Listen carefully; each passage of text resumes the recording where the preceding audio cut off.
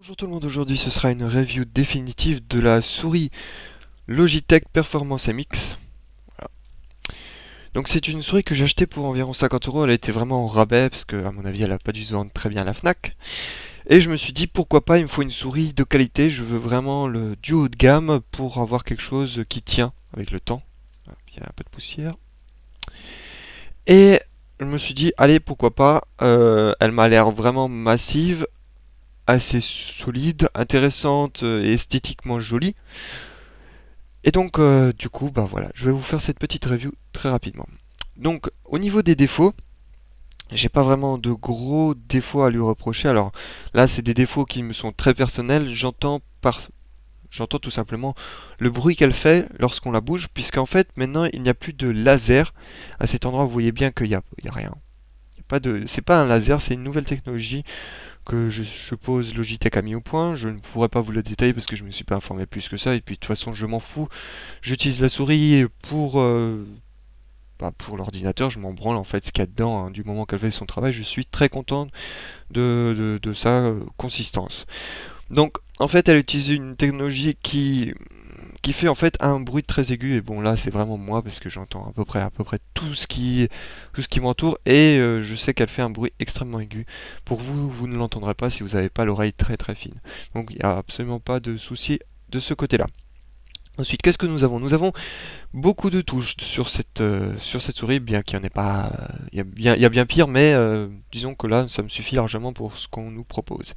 Nous avons une touche d'accès rapide à cet endroit ici, là où j'ai mon pouce, qui vous permet d'accéder à toutes les fenêtres qui sont ouvertes actuellement sur votre PC. Vous cliquez dessus, et paf, vous avez toutes les fenêtres, comme ça permet de changer rapidement, de sauter d'un programme à un autre. Nous avons ensuite précédent, suivant, ici les touches ici que vous voyez avec les flèches. Nous avons ici ensuite un zoom qui vous permet de zoomer, hein, quoi de plus bête. Nous avons ensuite notre molette avec possibilité de passer à droite et à gauche, évidemment. Et ici nous avons un petit bouton assez intéressant, quoique j'ai pas vraiment utilisé, mais qui peut pour vous l'être.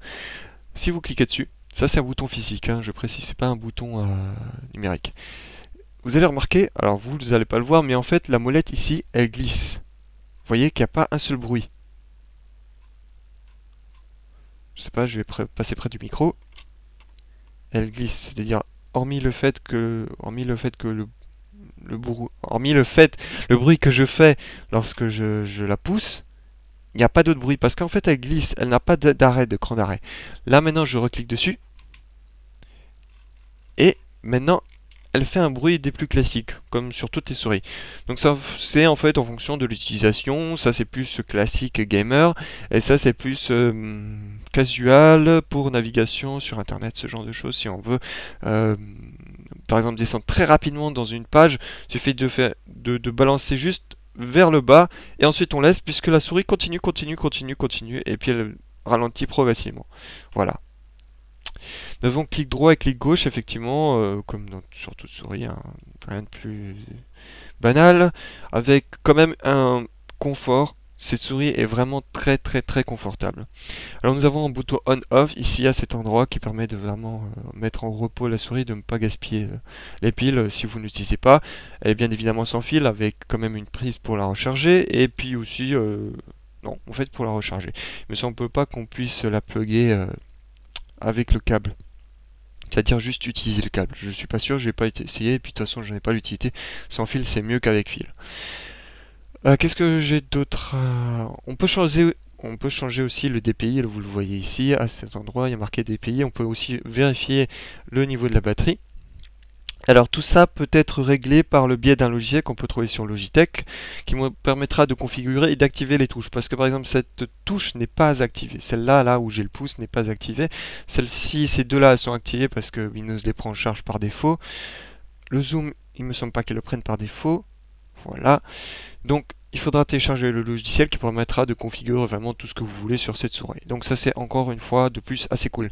Une autre chose à citer, c'est que cette souris est, comment dire, est liée au clavier précédent, le Logitech K800 que j'ai présenté.